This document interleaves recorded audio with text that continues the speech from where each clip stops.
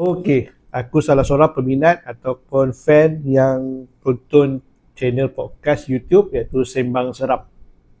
So dalam podcast Sembang Serap tu, pengacara dia ada memperkenalkan produk iaitu mi seram berapi kari. Jadi adalah produk yang pertama lah. Dan selepas tu dia memperkenalkan pula mi seram berapi daripada Tom Yum. So maksudnya ada kari dan ada Tom Yum. Dalam setiap kotak ni ada 3 pack saja. So dalam setiap kotak dia ada 3 pack. So pack mi seram berapi kari adalah seperti ni. Packaging dia macam ni. Okey.